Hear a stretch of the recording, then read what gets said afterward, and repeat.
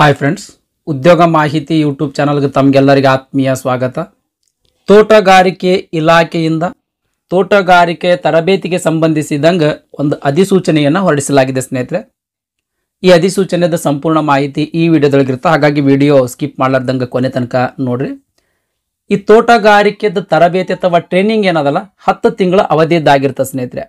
ಈ ತೋಟಗಾರಿಕೆ ತರಬೇತಿಯಲ್ಲಿ ಏನೇನು ಹೇಳಿಕೊಡ್ಲಾಗ್ತದ, ಏನು ತರಬೇತಿ ಕೊಡ್ಲಾಗ್ತದ ಅಂತ ಅನ್ನೋದ್ರ ಬಗ್ಗೆ ನೋಡೋದಾದ್ರೆ, ಈ ತೋಟಗಾರಿಕೆಗೆ ಸಂಬಂಧಿಸಿದಂಥ ವಿಷಯಗಳನ್ನ ಈ ತರಬೇತಿಯಲ್ಲಿ ಹೇಳಿಕೊಡ್ಲಾಗ್ತದ. ಉದಾಹರಣೆಗಾಗಿ ತರಕಾರಿಯನ್ನ ಹೇಗೆ ಬೆಳೆಯೋದು, ಆಮೇಲೆ ಹಣ್ಣು ಗಿಡಗಳನ್ನ ಹೆಂಗೆ ಬೆಳೆಯೋದು, ಹೂವಿನ ಗಿಡಗಳನ್ನ ಯಾವ ರೀತಿ ಬೆಳೆಯೋದು, ಈ ರೀತಿಯ ತೋಟಗಾರಿಕಾ ಬೆಳೆಗಳಿಗೆ ಸಂಬಂಧಿಸಿದಂಥ ವಿಷಯಗಳನ್ನ ಈ ತರಬೇತಿಯೊಳಗೆ ಹೇಳಿಕೊಡ್ಲಾಗ್ತದೆ ಸ್ನೇಹಿತರೆ. 10 ತಿಂಗಳು ತರಬೇತಿ ಇರ್ತದ. ರೈತನ ಮಕ್ಕಳಿಗಾಗಿ ಅಂತಾನೆ ಈ ತರಬೇತಿ ಆಯೋಜಿಸಿರ್ತಕ್ಕಂಥದ್ದು ಸ್ನೇಹಿತರೆ. ಈ ತರಬೇತಿ ತೋಟಗಾರಿಕೆ ಇಲಾಖೆ ಆಯೋಜನೆ ಮಾಡಿರ್ತಕ್ಕಂಥದ್ದು. ಇದಕ್ಕೆ ಸಂಬಂಧಿಸಿದಂಗೆ ಸಂಪೂರ್ಣವಾದಂಥ ಮಾಹಿತಿಯನ್ನ ನೋಡೋಣ ಸ್ನೇಹಿತರೆ. ಮೇ 2, 2024ರಿಂದ ಫೆಬ್ರವರಿ 28, 2025 ತನಕ ಈ ಹಾರ್ಟಿಕಲ್ಚರ್ ಟ್ರೈನಿಂಗ್ ಅಥವಾ ತೋಟಗಾರಿಕಾ ತರಬೇತಿ ಇರ್ತದ. ಆಫ್ಲೈನ್ ಮೂಲಕ ಅರ್ಜಿಯನ್ನು ಸಲ್ಲಿಸಬೇಕು. ಈ ಟ್ರೈನಿಂಗಿಗೆ ಆಫ್ಲೈನ್ ಮೂಲಕ ಅರ್ಜಿಯನ್ನು ಸಲ್ಲಿಸಬೇಕು. ಅರ್ಜಿಯನ್ನ ಈ ನೋಟಿಫಿಕೇಶನ್ ಕೊನೆಯ ಪೇಜ್ಗಳಲ್ಲಿ ಅರ್ಜಿ ಫಾರ್ಮೆಟ್ ಅದ. ಆ ಅರ್ಜಿ ಫಾರ್ಮೆಟ್ ಅನ್ನ ಡೌನ್ಲೋಡ್ ಮಾಡ್ಕೊಂಡು ಪ್ರಿಂಟ್ ತಗೊಂಡು ಅದನ್ನ ನೀಟಾಗಿ ತುಂಬಿ ನಿಮ್ದು ಯಾವ್ದು ಜಿಲ್ಲೆ ಇರ್ತದಲ್ಲ, ನಿಮ್ದು ಜಿಲ್ಲೆಯ ತೋಟಗಾರಿಕಾ ಉಪನಿರ್ದೇಶಕರು ಅಥವಾ ಹಿರಿಯ ಸಹಾಯಕ ತೋಟಗಾರಿಕಾ ನಿರ್ದೇಶಕರು ಅಂತ ಒಂದು ಕಚೇರಿ ಇರ್ತದ. ಈ ಒಂದು ಕಚೇರಿ ಅಥವಾ ಈ ಒಂದು ಆಫೀಸಿಗೆ ಅದನ್ನ ಸಬ್ಮಿಟ್ ಮಾಡಬೇಕು. ಸಬ್ಮಿಟ್ ಮಾಡಬೇಕಾದ್ರೆ ಸಾಮಾನ್ಯ ವರ್ಗದ ಅಭ್ಯರ್ಥಿಗಳಿಗೆ 30 ರೂಪಾಯಿ ಅರ್ಜಿ ಶುಲ್ಕ ಇರ್ತದ. ಪರಿಶಿಷ್ಟ ಜಾತಿ, ಪರಿಶಿಷ್ಟ ಪಂಗಡ, ಅದೇ ರೀತಿ ಅಂಗವಿಕಲ ಅಭ್ಯರ್ಥಿಗಳಿಗೆ 15 ರೂಪಾಯಿ ಅರ್ಜಿ ಶುಲ್ಕ ಇರ್ತದೆ.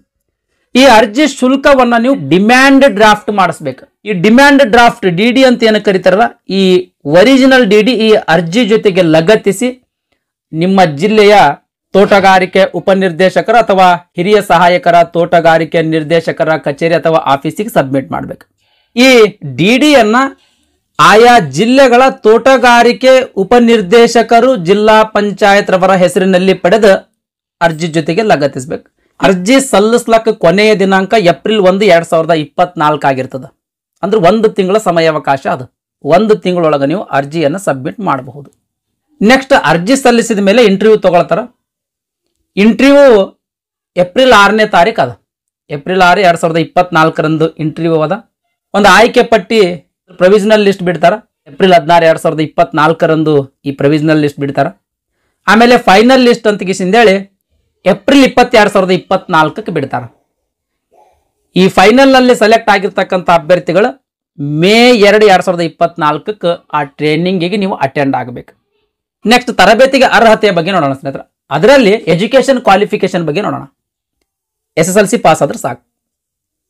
SSLC ಪಾಸ್ ಆದ್ರೆ ಸಾಕು. SSLC ಪಾಸ್ ಆಗಿರ್ತಕ್ಕಂಥ ಎಲ್ಲಾ ಅಭ್ಯರ್ಥಿಗಳು ಈ ತೋಟಗಾರಿಕಾ ತರಬೇತಿಗೆ ಅರ್ಜಿಯನ್ನು ಸಲ್ಲಿಸಬಹುದು. ತರಬೇತಿ ಪ್ರವೇಶ ಬಯಸ್ತಕ್ಕಂಥ ಅಭ್ಯರ್ಥಿಗಳ ತಂದೆ ಅಥವಾ ತಾಯಿ ಅಥವಾ ಪೋಷಕರು ಕಡ್ಡಾಯವಾಗಿ ಹೊಲ ಅಥವಾ ಜಮೀನನ್ನ ಹೊಂದಿರಬೇಕು. ಆಮೇಲೆ ಸ್ವಂತ ಸಾಗುವಳಿಯನ್ನ ಮಾಡ್ತಿರ್ಬೇಕು. ಅಂದ್ರೆ ರೈತರಾಗಿ ವರ್ಕ್ ಮಾಡ್ತಿರ್ಬೇಕು. ಅಂಥವ್ರು ಮಾತ್ರ ಅರ್ಜಿ ಸಲ್ಲಿಸ್ಲಕ್ಕೆ ಎಲಿಜಿಬಲ್ ಇರ್ತಾರೆ. ಯಾರು ನೀವು ಟ್ರೈನಿಂಗ್ ತಗೊಳ್ಬೇಕಂತೀರಿ ಅಂಥವ್ರು ನಿಮ್ದು ಹೊಲ ಇರಬೇಕು. ಆ ಹೊಲದಲ್ಲಿ ಕಮ್ತನ ಅಂತಾರ, ನಮ್ಮ ಕಡೆ ಒಕ್ಕಲ್ತನ ಅಂತಾರಲ್ಲ, ಆ ಒಕ್ಕಲ್ತನ ಮಾಡ್ತಿರ್ಬೇಕು. ಅಂಥವ್ರ ಅರ್ಜಿಯನ್ನು ಸಲ್ಲಿಸ್ಬೋದು.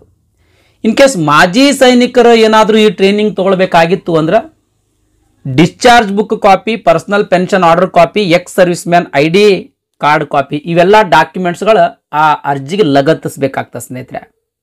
ತರಬೇತಿಯ ಅವಧಿ ಬಗ್ಗೆ ನೋಡೋದಾದ್ರೆ ಆಗ್ಲೇ ಹೇಳಿದ್ದೀನಿ, 10 ತಿಂಗಳದ ತರಬೇತಿಯ ಅವಧಿ ಆಗಿರ್ತದ. ಈ ತರಬೇತಿಯ ಅವಧಿಯಲ್ಲಿ ನಿಮಗೆ 1750 ರೂಪಾಯಿ ಮಾಸಿಕ ಶಿಷ್ಯ ವೇತನ ಅಂತ ಕೊಡ್ತಾರೆ, ಸ್ಟೈಪೆಂಡ್ ಅಂತ ಕೊಡ್ತಾರೆ. ಈ ಸ್ಟೈಪೆಂಡ್ ಆಲ್ಮೋಸ್ಟ್ ಅಲ್ಲೇ ಕಟ್ ಆಗ್ತದೆ ಸ್ನೇಹಿತರೆ. ಯಾಕಂದ್ರೆ ಊಟಕ್ಕೆ ಈ ಸ್ಟೈಪೆಂಡ್ ಇಂದನೇ ಕಟ್ ಮಾಡ್ಲಾಗ್ತದೆ. ಆದ್ರೆ ಉಳ್ಕೊಳ್ಳೋಕೆ ಜಾಗ ಏನದಲ್ಲ, ವಸತಿ ಏನದಲ್ಲ, ತೋಟಗಾರಿಕೆ ಇಲಾಖೆಯಿಂದನೇ ವ್ಯವಸ್ಥೆ ಮಾಡಲಾಗಿರ್ತದೆ. ನೆಕ್ಸ್ಟ್ ವಯೋಮಿತಿ ಬಗ್ಗೆ ನೋಡೋದಾದ್ರೆ ಈ ತರಬೇತಿಗೆ ಅರ್ಜಿ ಸಲ್ಲಿಸಬೇಕಾಗಿತ್ತು ಅಂದ್ರೆ ಕನಿಷ್ಠ 18 ವರ್ಷ ವಯಸ್ಸಾಗಿರ್ಬೇಕು. ಗರಿಷ್ಠ ವಯೋಮಿತಿ ಬಗ್ಗೆ ನೋಡೋದಾದ್ರೆ SC ST ಕ್ಯಾಟಗರಿ ಅಭ್ಯರ್ಥಿಗಳಿಗೆ, ಆಮೇಲೆ ಅಂಗವಿಕಲ ಅಭ್ಯರ್ಥಿಗಳಿಗೆ 33 ವರ್ಷ ಆಗಿರ್ತದೆ. ಮಾಜಿ ಸೈನಿಕ ಅಭ್ಯರ್ಥಿಗಳಿಗೆ 65 ವರ್ಷ. ಈ ಕ್ಯಾಟಗರಿಯನ್ನು ಹೊರತುಪಡಿಸಿ ಉಳಿದಂಥ ಎಲ್ಲ ಕ್ಯಾಟಗರಿ ಅಭ್ಯರ್ಥಿಗಳಿಗೆ 30 ವರ್ಷ ಗರಿಷ್ಠ ವಯೋಮಿತಿ ಆಗಿರ್ತದೆ ಸ್ನೇಹಿತರೆ. ನೆಕ್ಸ್ಟ್ ಈ ತೋಟಗಾರಿಕಾ ತರಬೇತಿಗೆ ನೀವು ಆಯ್ಕೆ ಆದ್ರಿ ಅಂತ ತಿಳ್ಕೊಳ್ರಿ.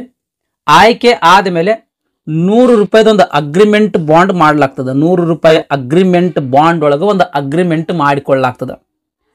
ಏನದು ಅಗ್ರಿಮೆಂಟ್ ಅಂದ್ರೆ, ಈ ತರಬೇತಿಗೆ 10 ತಿಂಗಳ ತರಬೇತಿ ನಾನು ಪೂರೈಸ್ತೀನಿ, ನಡುವೆ ಈ ತರಬೇತಿ ಬಿಡುವುದಿಲ್ಲ ಅಂತ ಒಂದು ಅಗ್ರಿಮೆಂಟ್ ಅನ್ನ ಮಾಡಬೇಕಾಗ್ತದೆ ಸ್ನೇಹಿತರೆ. ಇನ್ ಕೇಸ್ ನೀವು ನಡುವೆ ಏನಾದರೂ ತರಬೇತಿಗೆ ಬಿಟ್ರಿ ಅಂತ ತಿಳ್ಕೊಳ್ರಿ, ನಿಮಗೇನು ಸ್ಟೈಪೆಂಡ್ ಕೊಟ್ಟಿರ್ತಾರಲ್ಲ ಆ ಸ್ಟೈಪೆಂಡ್ ಎಲ್ಲಾನು ವಸೂಲಿ ಮಾಡಲಾಗ್ತದೆ. ನೆಕ್ಸ್ಟ್ ಮೂಲ ಪ್ರಮಾಣ ಪತ್ರಗಳ ಭದ್ರಪಡಿಸುವುದ್ರ ಬಗ್ಗೆ ನೋಡೋಣ ಸ್ನೇಹಿತರೆ. ಅಂದ್ರೆ ಏನೇನು ಒರಿಜಿನಲ್ ಡಾಕ್ಯುಮೆಂಟ್ಸ್ ನಿಮ್ಮ ಕಡೆ ಇರಬೇಕು ಅಂತ ಅನ್ನೋದ್ರ ಬಗ್ಗೆ ನೋಡೋದಾದ್ರೆ, ವಿದ್ಯಾರ್ಥಿಗೆ ಸಂಬಂಧಪಟ್ಟಂತ ಪ್ರಮಾಣ ಪತ್ರಗಳು, ಇದು ತಾರೀಕಿನ ಪ್ರಮಾಣ ಪತ್ರ ಅಂದ್ರೆ SSLC ಮಾರ್ಕ್ಸ್ ಕಾರ್ಡ್, ಪಹಣಿ ಅಂದ್ರೆ ಹೊಲ್ದ ಪಾಣಿ ಅಂತ ಬರ್ತದೆ ಆ ಪಹಣಿ ಇರಬೇಕು, ಜಾತಿ ಪ್ರಮಾಣ ಪತ್ರ, ಆಮೇಲೆ ಏನಾದರೂ ರಿಸರ್ವೇಶನ್ ಕೋರ್ತಿದ್ರಿ ಅಂತಂದ್ರೆ ಅದಕ್ಕೆ ಸಂಬಂಧಿಸಿದಂಥ ಪ್ರಮಾಣ ಪತ್ರಗಳು ನಿಮ್ಮ ಕಡೆ ಇರಬೇಕು. ಈ ಎಲ್ಲ ಒರಿಜಿನಲ್ ಡಾಕ್ಯುಮೆಂಟ್ಸ್ಗಳ ಡಾಕ್ಯುಮೆಂಟ್ ವೆರಿಫಿಕೇಶನ್ ಸಂದರ್ಭದಲ್ಲಿ ವೆರಿಫೈ ಮಾಡ್ತಾರೆ ಸ್ನೇಹಿತರೆ. ಎಲ್ಲ ಡಾಕ್ಯುಮೆಂಟ್ಸ್ಗಳು ನಿಮ್ಮ ಕಡೆ ಇದ್ದು ಅಂತಂದ್ರೆ ನಿಮ್ಮನ್ನ ತರಬೇತಿಗೆ ಆಯ್ಕೆ ಮಾಡ್ತಾರೆ. ನೆಕ್ಸ್ಟ್ ತರಬೇತಿಯ ಸ್ಥಳದ ಬಗ್ಗೆ ನೋಡೋದಾದ್ರೆ, ಆಗ್ಲೇ ಹೇಳ್ದಂಗೆ ಪ್ರತಿಯೊಂದು ಜಿಲ್ಲೆಯಲ್ಲಿ ತೋಟಗಾರಿಕಾ ಇಲಾಖೆಗೆ ಸಂಬಂಧಿಸಿದಂಥ ತರಬೇತಿ ಕೇಂದ್ರಗಳದಾವ. ಆ ಕೇಂದ್ರಗಳಲ್ಲಿಯೇ ತರಬೇತಿ ನಡೆಸಲಾಗ್ತದೆ. ತರಬೇತಿ ಸೇರುವ ಪ್ರತಿ ಅಭ್ಯರ್ಥಿ ತರಬೇತಿ ಕೇಂದ್ರದ ವಸತಿ ಗೃಹದಲ್ಲಿ ತಂಗಬೇಕು ಸ್ನೇಹಿತರೆ, ಅಂದ್ರೆ ಇರಬೇಕು. ಆಮೇಲೆ ನನಗೆ ಈ ಕೇಂದ್ರ ವಸತಿ ಗೃಹದಾಗ ಅಡ್ಜಸ್ಟ್ ಆಗೋದಿಲ್ಲ, ನಾನು ಬೇರೆ ರೂಮ್ ಮಾಡಿ ಇರ್ತೀನಿ ಅಂತಂದ್ರೆ ನಡೆಯುವುದಿಲ್ಲ. ಕಡ್ಡಾಯವಾಗಿ ಈ ತರಬೇತಿ ಕೇಂದ್ರ ವಸತಿ ಗೃಹದಲ್ಲಿನೇ ಇರಬೇಕು, ಇದು ಮ್ಯಾಂಡೇಟ್ರಿ. ಮಹಿಳಾ ವಿದ್ಯಾರ್ಥಿಗಳಿಗೆ ಪ್ರತ್ಯೇಕವಾದಂಥ ಅಥವಾ ಸುರಕ್ಷಿತ ವ್ಯವಸ್ಥೆಯನ್ನ ಈ ತೋಟಗಾರಿಕಾ ಇಲಾಖೆಯಿಂದ ಕಲ್ಪಿಸಿಕೊಡ್ಲಾಗ್ತದೆ ಸ್ನೇಹಿತರೆ. ನೆಕ್ಸ್ಟ್ ತರಬೇತಿ ಮುಗಿದ ಮೇಲೆ ಎಕ್ಸಾಮ್ಗಳಿರ್ತಾವ. ಈ ತರಬೇತಿ 75% ಅಟೆಂಡೆನ್ಸ್ ನಿಮ್ದಿತ್ತು ಅಂತಂದ್ರೆ ಈ ಎಕ್ಸಾಮ್ಗೆ ಅಟೆಂಡ್ ಮಾಡ್ಲಾಕ್ ಅನುವು ಮಾಡಿಕೊಡ್ತಾರೆ. ಇಲ್ಲಾಂದ್ರೆ ನಿಮಗೆ ಎಕ್ಸಾಮ್ಗೆ ಅಟೆಂಡ್ ಮಾಡ್ಲಾಕ್ ಅನುವು ಮಾಡಿಕೊಡುವುದಿಲ್ಲ. ಈ ತರಬೇತಿಯ ಪರೀಕ್ಷೆಗಳ ಬಗ್ಗೆ ನೋಡೋದಾದ್ರೆ, ಪ್ರಾಕ್ಟಿಕಲ್ ಆಮೇಲೆ ರಿಟರ್ನ್ ಟೆಸ್ಟ್, 2 ರಿಟರ್ನ್ ಎಕ್ಸಾಮ್ ಇರ್ತದೆ. ಈ ಪ್ರಾಕ್ಟಿಕಲ್ ಮತ್ತು ರಿಟರ್ನ್ ಎಕ್ಸಾಮ್ಗಳಲ್ಲಿ 35% ಅಂಕಗಳನ್ನು ತಗೊಂಡು ಪಾಸ್ ಆಗಿರಿ ಅಂದ್ರೆ ಜಸ್ಟ್ ನಿಮಗೆ ಪಾಸಿಂಗ್ ಸರ್ಟಿಫಿಕೇಟ್ ಕೊಡ್ತಾರೆ. ಇನ್ ಕೇಸ್ 50% ಅಂಕಗಳು ತಗೊಂಡು ಎಕ್ಸಾಮ್ ಪಾಸ್ ಆದ್ರಿ ಅಂದ್ರೆ ಸೆಕೆಂಡ್ ಕ್ಲಾಸ್ನಾಗ ಅಂತ ಒಂದು ಸರ್ಟಿಫಿಕೇಟ್ ಕೊಡ್ತಾರೆ.